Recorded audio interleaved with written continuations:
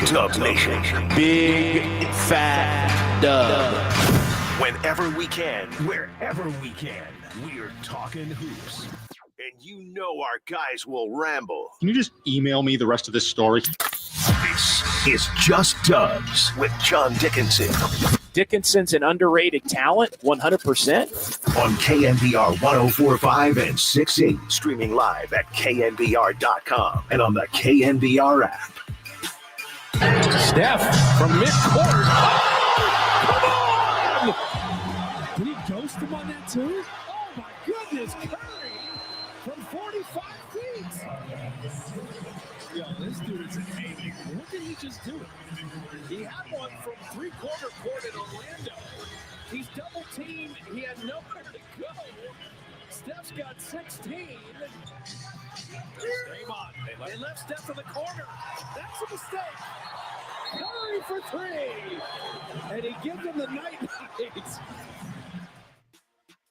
Yeah, Curry gives Brooklyn the night-night with a minute to go. He didn't ghost him on the shot right before halftime, but he did end up going for 40, and the Warriors rallied from down by 22 to win at Brooklyn. That from Thursday night, and what a road trip for Stephen Curry as he bookends it with 56 in the opener against Orlando and then completes the trip with 40 against Brooklyn. Warriors go 4-1 on the trip, and they are back home for the next 7 beginning tonight. And we're going to be all over it here at KNBR. It's Just Dubs. Good Saturday morning to you with JD, John Dicknson, with you. 1 hour edition as we get you closer to Giants baseball, some Cactus League action coming up here on the Sports Leader. But we're going to be back tonight right about 8 o'clock and right back at Harmonic Brewing in Thrive City.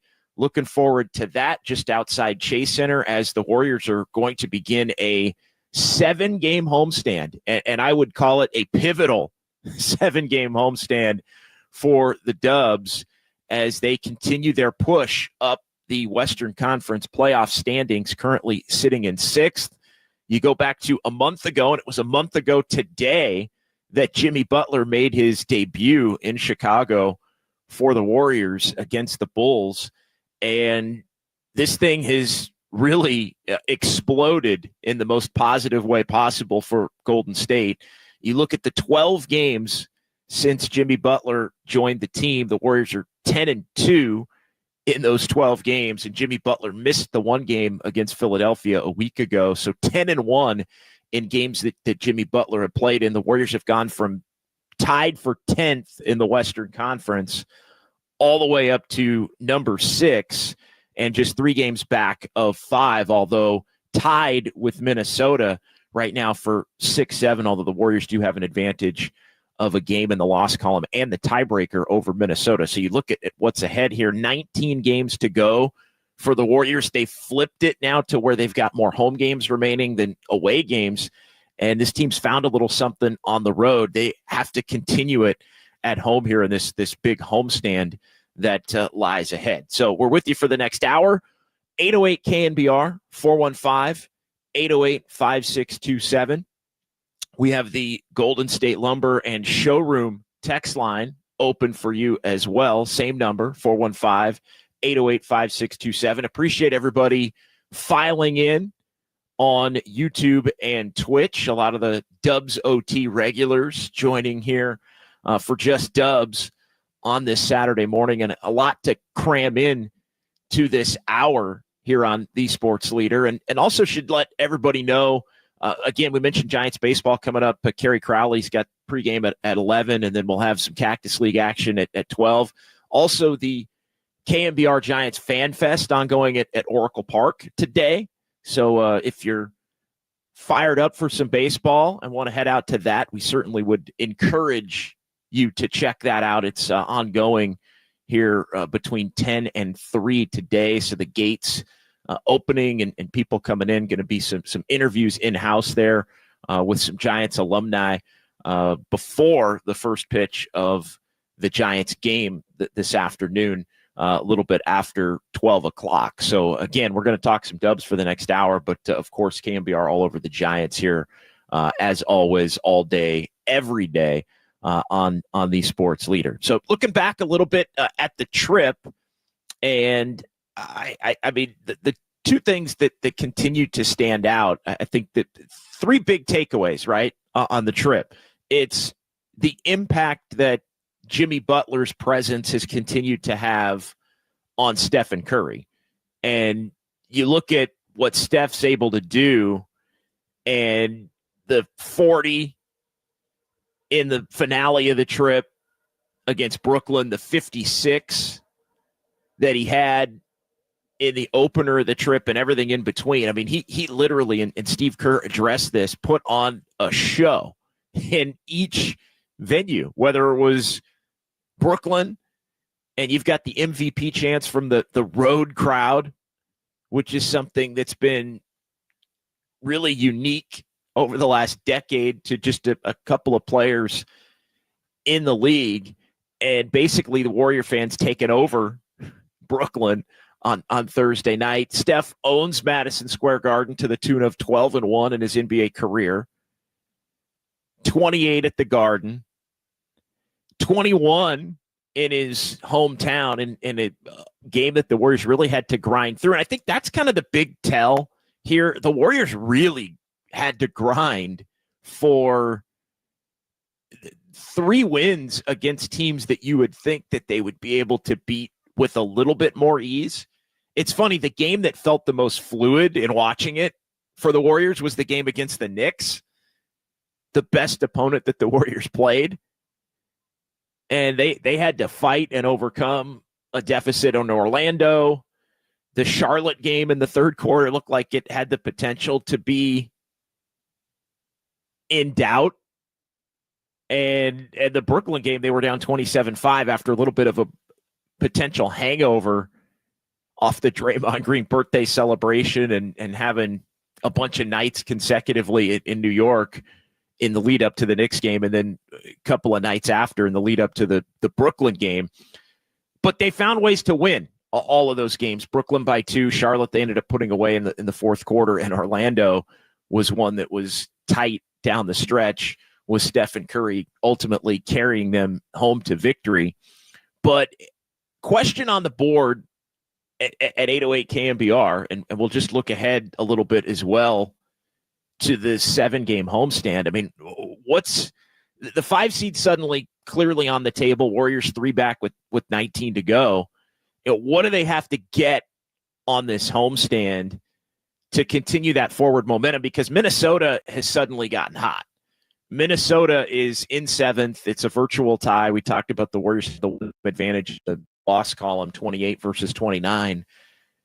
And the Warriors do have the tiebreaker on Minnesota, but Minnesota among the easiest schedules remaining. We know the Warriors have an easy schedule as well, but not quite as easy as Minnesota's is. Now, look, sometimes Minnesota plays down to the level of competition, and they can have some weird losses, but Minnesota's coming. And so while the Warriors have their sets on 5 or maybe even 4, they also, I think, and to relate it back to the games that the Warriors barely won or had some struggles with in Orlando and Brooklyn and Charlotte, it does show how fragile it is. And I think that's been kind of the take a couple of steps back, and this team's playing great basketball. And I think, look, they have the ability that there isn't going to be a game as long as Steph Curry and Jimmy Butler and Draymond Green are playing. There isn't going to be a game where you look at it and go, oh, wow, the Warriors can't win this game. Now, you take one of those guys away, especially if it's Steph or Jimmy Butler, and the conversation changes very quickly, as we saw last week in Philadelphia. But how many wins do the Dubs need on this trip? I'll give you, or on this homestand, to keep that momentum going, because as you look at it, I mean, there are teams beneath them in the standings right now that are hot, that you, I don't know that anybody wrote off Minnesota, but yeah, they've won 4 in a row to get to 36 and 29.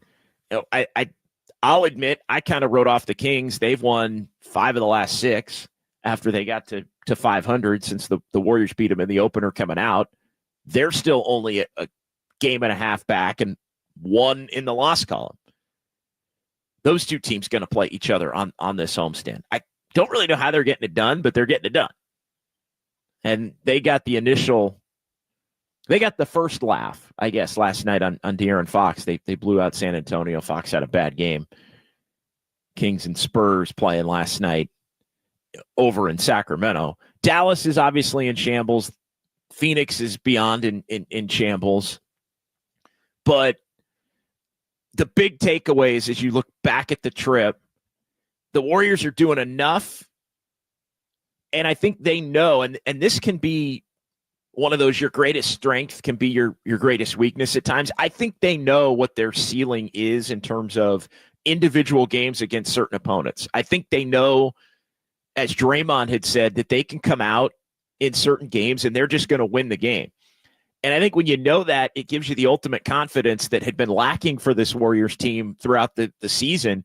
But I think the flip side to that is when you know you're that good, you have a tendency to play around with games a little bit.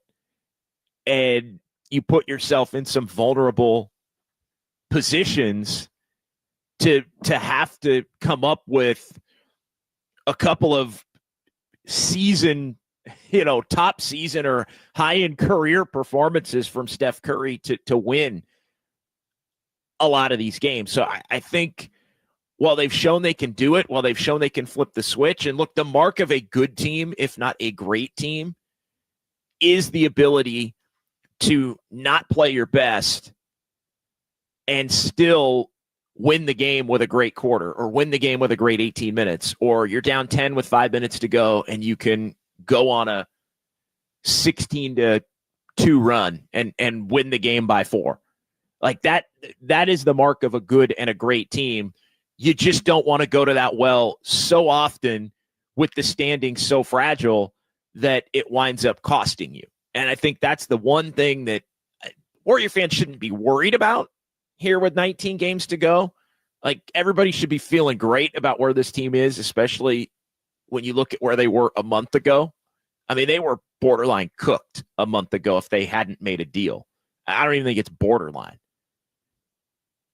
But you look at what Steph did with the 32 threes on the trip, and, I mean, he continues to be the biggest number one overarching takeaway, the Jimmy Butler effect on Steph Curry, and then the Jimmy Butler effect on everybody else. Whether it's Draymond Green being as consistently motivated as I think we've seen him. And look, Draymond, this has been a battle, I think, really since 2019, when the Warriors ended the 5 consecutive finals run, and Steph and Clay both ended up hurt for that 15-win COVID-shortened season where they didn't even get invited to the bubble. I mean, this goes back. I mean, Draymond has a hard time getting up for some of these games in the regular season if he doesn't feel like the end game is there for this team in terms of being a contender. And so we've seen, some games he's really into it. Some games it's a struggle for him. But what I think you've seen is the Jimmy Butler effect has had it click in Draymond's mind that all of these games are big and all of these games are important. And so you're getting a higher level from Draymond Green. And then it's been well noted, obviously, what's happened with Moses Moody. We'll see what's up with Brandon Pajemski and the low back soreness. We also have to get into what's going on with Jonathan Kuminga. And I go back, and we talked about this a little bit. We've got Kyle Haar in our San Francisco studios. We talked about this a little bit on Thursday. When I went back and listened to Steve Kerr's pregame press conference before the Brooklyn game. And he basically, like, if you were paying attention, he told everybody on Thursday that Kuminga wasn't coming back tonight. I know there had kind of been, I think because of the Shams report, that the Warriors were, going to play it cautiously and that he'd probably be back, wait until he gets home. Something's up there. And again, I don't think it's, as I've said, anything nefarious. I just think, whether it's making sure that he feels 100% comfortable, whether it's making sure that after he goes through the scrimmaging that there isn't a certain level of soreness that's in play, that's popped up from time to time throughout this rehab and ramp up process. And I think the Warriors want to make sure once they bring Kuminga back that they're not going to have to shut him down again. I mean, that's the worst case scenario. You don't want to bring him back, have him play 2-3 games, and then, he's got to miss another week and a half, 2 weeks. Really make sure he's feeling, and then you're at the point where there's 10 days left in the season, and how much can you really count on him? But something's going on. And if you're paying attention, as I was on Thursday, he basically said, yeah, there's, he's getting there, but, and so I think it's going to be interesting to see, not playing tonight. And look, I would imagine if he's not playing tonight, he's probably not playing Monday against Portland, because then the Warriors get a couple of more days off and another practice day before they play Sacramento. It kind of feels like he's coming back at the earliest against the Kings. That's what it feels like to me at this point. And then you hope that he's healthy enough, because the schedule gets kind of crazy for a week there. It goes, Thursday, Saturday, Monday, Tuesday, Thursday before the Warriors go on the road to Atlanta a week, 2 weeks from tonight in Atlanta. So there's going to be a lot of games. Then they get the weird couple of days off in and around the Miami game where Jimmy Butler makes his return to Miami. But other than that, in this little 2-day stretch before the Sacramento game, there is not a lot of time off between games. So once you get Kuminga back, assuming he's healthy enough, you want to obviously be able to keep him healthy. But yeah, something's going on there. And we'll hear also from Jake Fisher at Bleacher Report. We played a couple of these clips on toward the end of Dubs OT on Thursday night as it relates to Jonathan Kuminga's future and the restricted free agency and all of that as things head to the offseason. This is a big close for Kuminga. And I think the most important thing for Kuminga, as I've said a lot, it not so much the slow build and less is more kind of a thing, but don't be worried about the role and the money and Kuminga's going to get paid if he gets himself into a position to where he can really help this team in the playoffs. That's where Kuminga makes the money.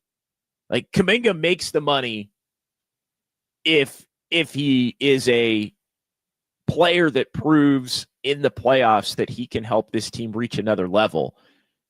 And if he proves that he can do that, that another level might be bona fide championship contender.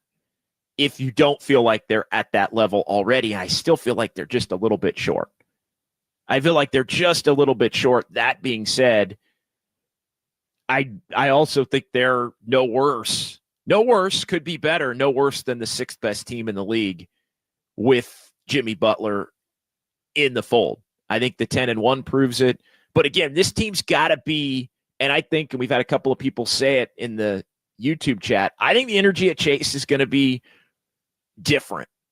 I think there's going to be the old Jaylen Brown, the energy's about to shift. And I think we saw it a little bit with the game against Dallas, the Iguodala jersey retirement game. Yeah, the Charlotte game was kind of a snooze.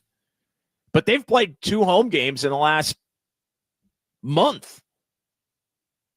Those 2 right after the break, 12 of the 14 on the road. They go 10-4. At times, this team's just played better on the road. And again, we'll get into the homestand in a little bit more detail and the ceiling for how far the Warriors can go and all this stuff. But this is a big homestand, and this is a homestand where I would think that the Warriors are coming back all right, they're going to really keep this thing going. But this is a trickier, tough homestand than I think people think, and it starts tonight as they take on the Detroit Pistons. So 808 KNBR 415-808-5627. The text line is open. YouTube chat firing on all cylinders here. Let's take a quick timeout, and we will come back with more Just Dubs, JD, John Dicknson, here on the Sports Leader.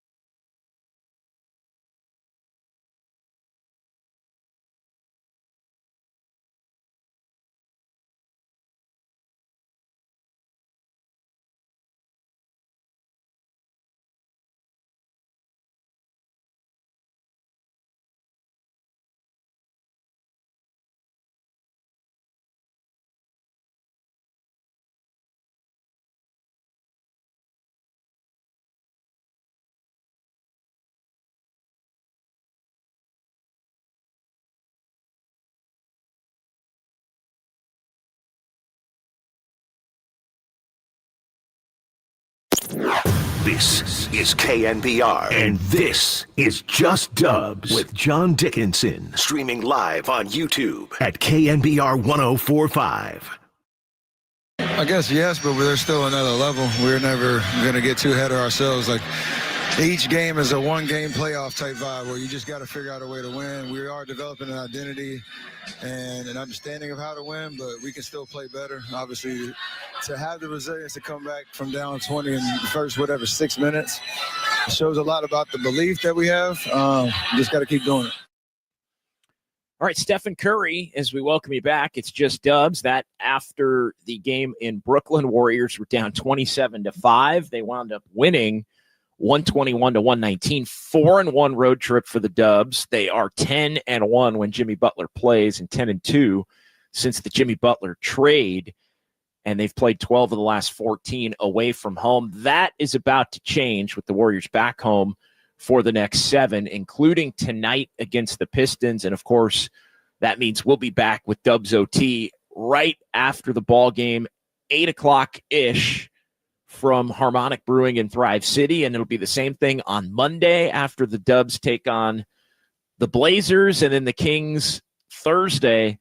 The Knicks a week from tonight. Bummer that Jalen Brunson got hurt a couple of nights ago against the Lakers, and so the Knicks are on this long trip. They got beat last night by the Clippers and play Sacramento, among others, before the Warriors will face them a week from tonight. But a little bit of the luster off of that game, even as an ABC Saturday Night Showcase with Jalen Brunson out. We saw here what that matchup's a lot of fun, as we just witnessed a couple of nights ago when the Warriors went into Madison Square Garden and won. So no Brunson next week, and then the Warriors are really going to get tested even more with Denver and Milwaukee on a back-to-back Monday and Tuesday of the following week, about 10 days from now. So it's going to be a fun homestand, big homestand. Are the Warriors playing their best basketball of the season?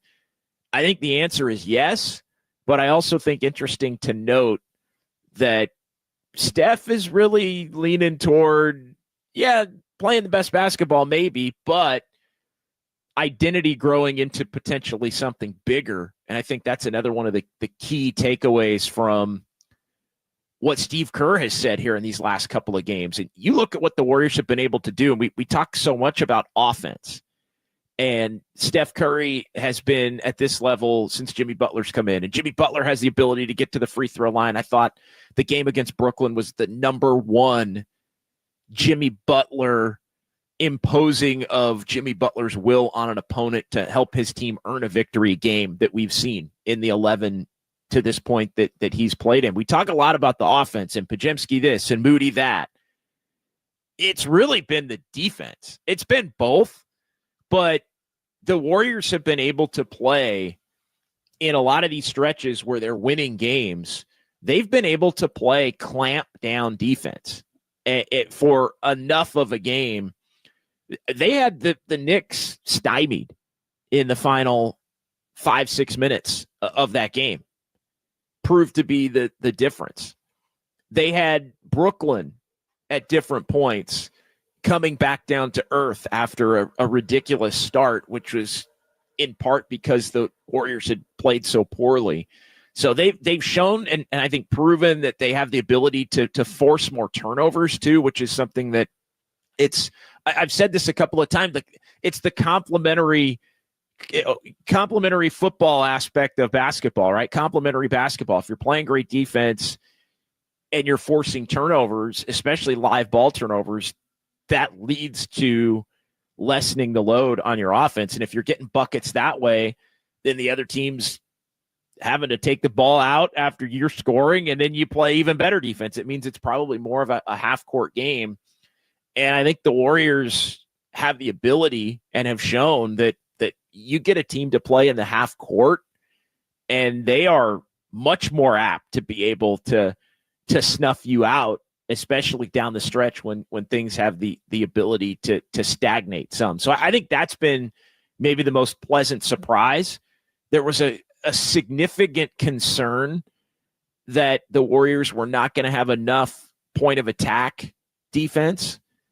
And I still think they're vulnerable in that area. But when you're sound defensively, when your team defense is at such a high level, and I think when you've got Jimmy Butler and Draymond Green out there, and look, Moody and Podziemski deserve credit because I think their individual defense has elevated for all of the discussion about their offense, which has been elevated. But Podziemski's done his thing, and Moody's done his thing, and guarding multiple different types of players. But when you're sound in terms of your team defense, it just that, and you have two guys that basically in Draymond and Jimmy Butler that are so high IQ that everybody's in the right spot and the anticipation is there. You don't necessarily need an elite point of attack defender. It would help. And I think that is still the one thing the Warriors kind of lack. But when the help defense is there and the shell is good and all of those things, and you can rebound, I mean, that's the last part. Once you get those stops, you have to be able to rebound. You can get away with it. And so, can the potential return of Jonathan Kuminga be the missing link in terms of point of attack defender? Possibly. I think the Warriors are hoping that he can help with that. But he's got to be healthy. And I think the big thing is the Warriors have shown that they have an ability to play at a certain level. Now, they're going to play better teams coming up, and we're going to get into all of that.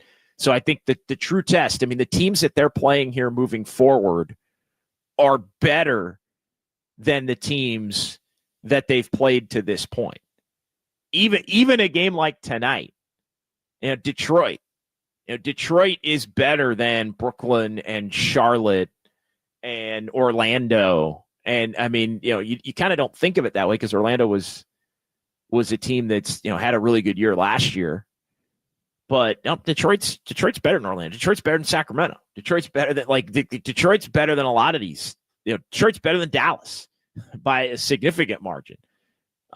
So Detroit's better than Philly. And the Warriors have played Milwaukee. But Milwaukee without Giannis. Well, guess what? You're going to get Milwaukee with Giannis.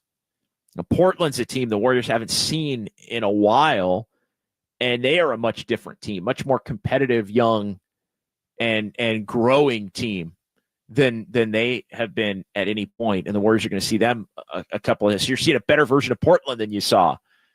Sacramento, we've talked about, for whatever reason, the Warriors handled them coming out of the break, but they're winning. They've had a portion of their schedule where they've had, the Charlottes and Utahs, and they got to play Dallas in the game Kyrie got hurt, and so they've had the ability to take advantage of San Antonio last night, taking advantage of a fleshier part of their schedule, but they're not worse without De'Aaron Fox. That's clearly. I mean, their record says it. So, you're getting a team, and we've seen it throughout the years. Look, if the Warriors are buttoned up and they have Steph and Jimmy Butler, they should beat the Kings. But we've seen if they're not or somebody's out, that matchup flips fast. You get the Knicks again. You get Denver, a team the Warriors haven't beaten since 2022.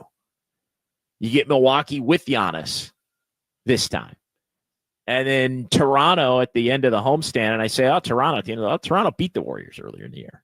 So, I mean, yeah, that might be the gimme of all gimmies. Really the only gimme.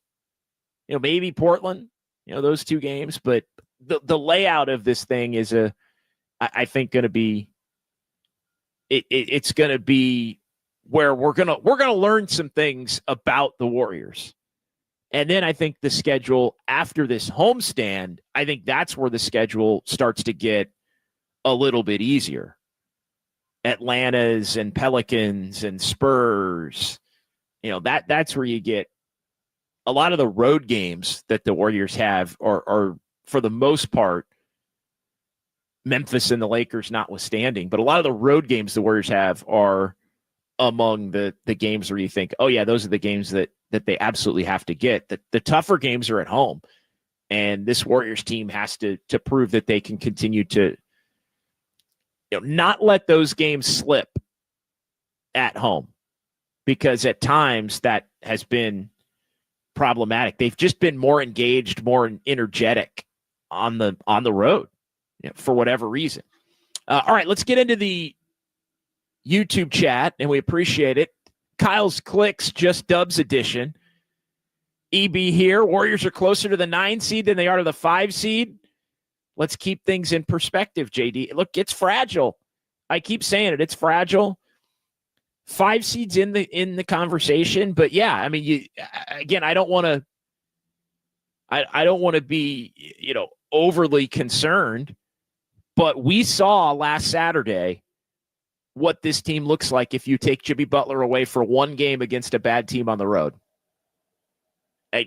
We saw it, and yeah, Enrique Rivera, I saw right as we started the show, if the Dubs lose tonight, they'll slip to 7. That's how fragile it is. And Minnesota's playing a lot better. And yet, that no question, the Warriors are still, they have to stay healthy if they're going to hang on to 6. They have to stay healthy, let alone to move up to 5. To move up to 5, they're going to have to continue. To move up to 5, they're going to have to maybe not 10-1, but 8-3 in the next 11. Like, if you're moving up to 5, that's what it's going to take.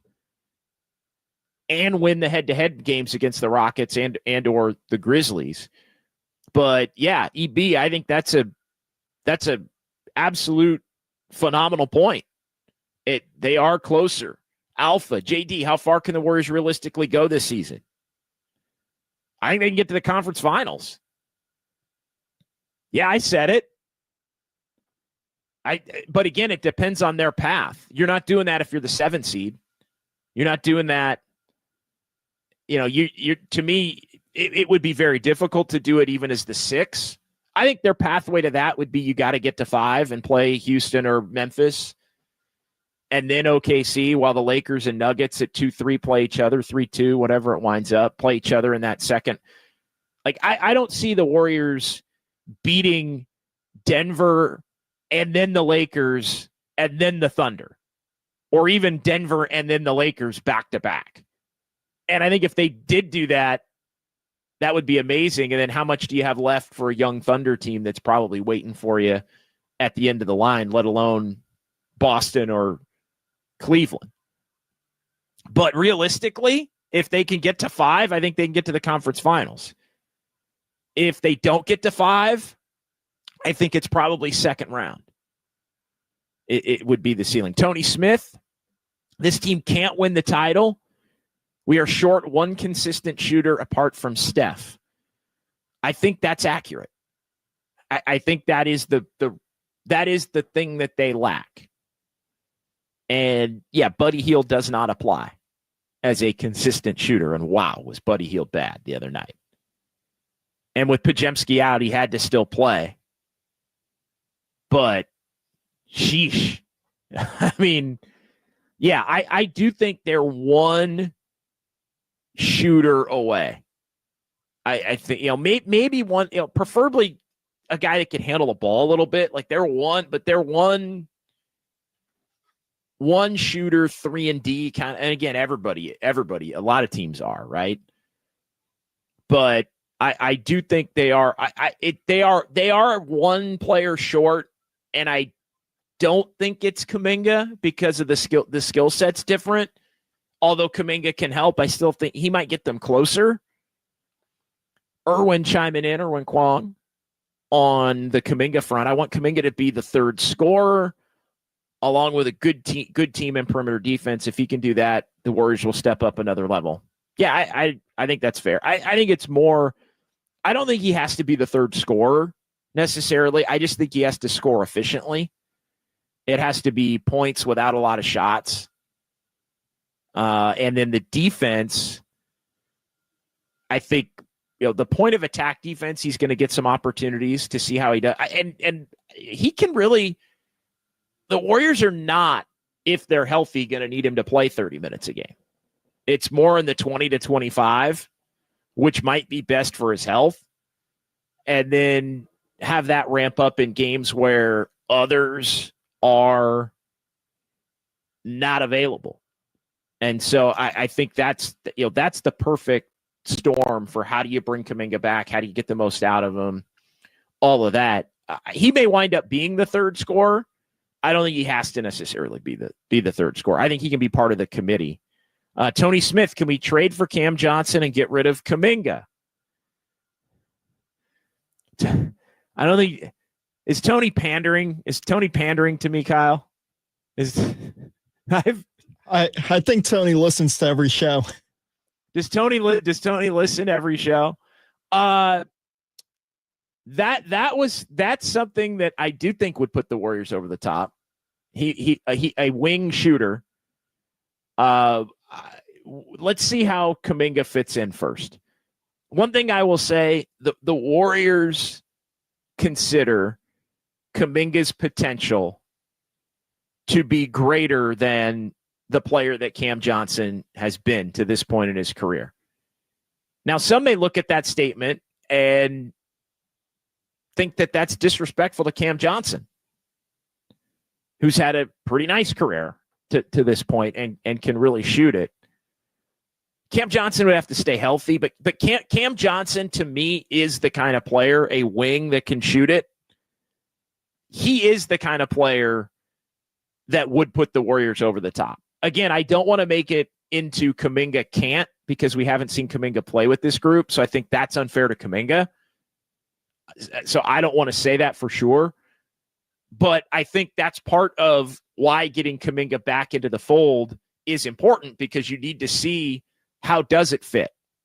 And you also need to see what the level of financial commitment is going to have to be to Kuminga moving forward. And if you're going to pay Jonathan Kuminga $35 million, would Jonathan Kuminga at $30 to $35 million be better moving forward than, say, Cam Johnson at 22? Because that's the other part.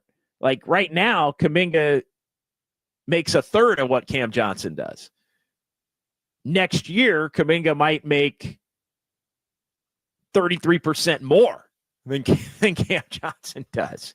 So, that I think changes it. But no, I don't want to write off Kuminga, but Cam Johnson, I think, is the kind of player that would potentially put the Warriors over the top. But they have to see it. And I will just say this: the Warriors organizationally, like they think Cam Johnson's nice, but they kind of think Cam Johnson's he's just a guy, he's just a shooter.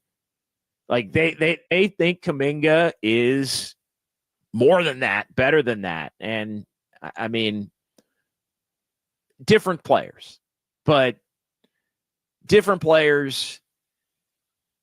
need to see more of how Kuminga fits with this team. All right. 808 KNBR 415-808-5627. We'll take another timeout. We'll come back here and we're going to hear on the Kuminga front from Jake Fisher of Bleacher Report and Yahoo Sports. He laid out a little bit of the future for Kuminga as it relates to his free agency. We'll get into that coming up, and more of Kyle's clicks as we close things out. We'll hand it off to Kerry Crowley and Giants baseball coming up top of the 11 o'clock hour. By the way, if you're in the city or even if you're in the Bay, go out to Oracle Park and check out Giants Fan Fest. It's a good time. They'll have the game up on the big board as well as the Giants go at it down in the desert coming up at noon. So we're all over that. We're all over the Warriors. Dubs OT tonight after the Warriors take on the Pistons. It's KNBR 104.5 and 680, the sports leader.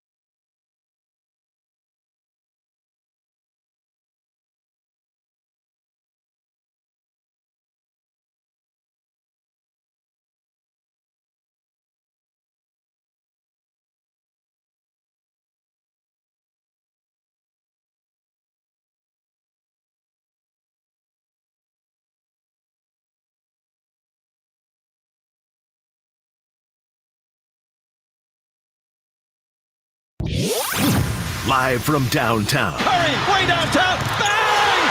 Bang! This is Just Dubs with John Dickinson on the Sports Leader. Streaming live at KNBR.com and on the KNBR app. Butler for the lead. Why not? This first three, the Warriors have flipped this game by 25 points.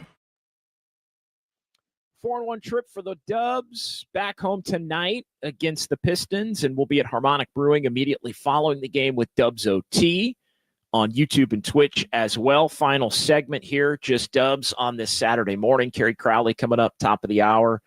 Giants pregame, Cactus League action at noon. And again, we're back tonight at right around 8 o'clock from Harmonic in Thrive City, talking some Dubs on Dubs OT following the game. Let's get, before we finish up with some more Kyle's clicks on the Kuminga discussion, Jake Fisher, Bleacher Report, and he put out a couple of videos the other day on, actually it was one video, we clipped it into two. I'll paraphrase the first one. He basically said he expects Kuminga to get an offer around 30 or 35 million per year in the offseason. And that's been right within the range that others have speculated and or reported generally. I don't think there's been specific numbers. I don't think that it ever got to a point where there was a specific offer, last year at any point that Kuminga turned down or anything like that. But Jake Fisher says 30 to 35 million.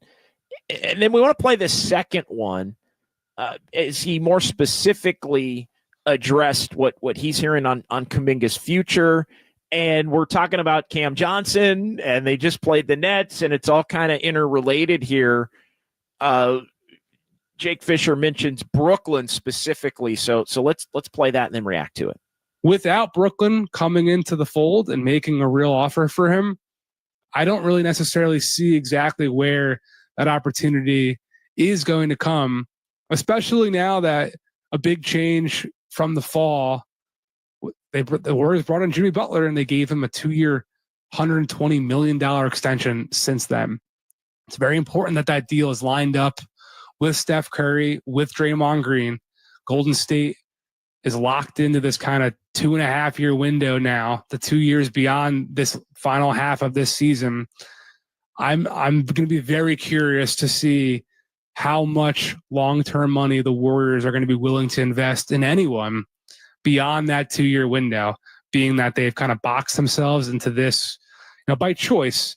I think, it kind of gave the Warriors some clear direction. This is what our path is. We are all in on a trio of 34-year-old and up all-stars. They're all signed up, locked into the 26-27 season. So I'll be curious to see what added complications potentially come to their Jonathan Kuminga contract negotiations, being that, he just turned down 4 or 5 year looks compared to what those Jalen Johnson, Jalen Suggs deals were. So it will be interesting to see how the Jimmy Butler deal ultimately does impact Jonathan Kuminga's free agency. And I don't think the first thought there is, I don't think the Warriors are going to not be willing to give out a $30 to $35 million contract to Kuminga beyond the Steph years if they think that he's somebody that is, has the potential to be a future star. I don't think the Warriors are looking at, aprons and tax bills and things like that as a reason that they would not sign Jonathan Kuminga. I really don't. I don't think it's I don't think it would be an unwillingness to spend that would be the issue. And there was a little hint of that maybe in that clip. To me, it's more the number, and it was that $30 to $35 million number that Jake Fisher mentioned, but then kind of laid it out. And if you go through a lot of the teams as things currently stand in the numbers and salary cap space, projected salary cap space and all that, Brooklyn is really kind of the only team that has the money to do it. And so what's interesting about this, and I wonder how the Warriors play it, there's been a lot of this discussion about the 49ers with this, pending Brock Purdy deal and how they're intending on being more ruthless in terms of their contract negotiations and the like. that's the one thing I wonder about the Kuminga negotiation is, does it get to a point where, like, I think Kuminga would, he would do the 35 a year now, I think, especially considering the injuries and I don't think anything he can do between now and, let's say, the end of the playoffs, if he comes back and is I don't think anything he could do is going to get him beyond the 35 per year. Like, I think that's kind of the ceiling. But if nobody offers it, the Warriors basically can lowball him and get him kind of on a bargain. And he really doesn't have a choice because the Warriors could match any offer. So if there is no great offer, his agent has to go get one. If there is no great offer, like, could you imagine a scenario where the $35 million offer doesn't exist and he's making a little over $7 now? I mean, do the math on that, right? That, like, split the difference on that. I mean, could the Warriors offer him $22 million a year? Could it be like a 4 and 80, 5 and 100, kind of a thing? And, then you'd have him, you get Kuminga moving forward at $20 million a year. That's kind of a bargain. Like, at that point, it's almost worth, like, just riding it out because of his talent. So that's, I think, something more interesting to monitor moving forward as it relates to Kuminga. But I will say, got to monitor the next 3 to 5 days as it relates to this Kuminga injury, because the fact that he's not coming back tonight and that Steve Kerr basically told us that on Thursday, it does kind of make me wonder if there's a little bit, something more potentially going on. What you want to hear from Steve Kerr later today is, he's continuing to do well and, on track for the next week, basically. And I think we're almost at a pivot point where it's either going to be that or it's going to be something a little bit unforeseen. All right, couple of Kyle's clicks here to close out the show. 2.5 months for a sprained ankle is something fishy. It was a very badly sprained ankle. There's no doubt. Kitchen Handy, I saw this one. JD, have you seen Levine shooting 60% from 3 and the field the last 6 games? Yeah, I have. He's been unbelievable.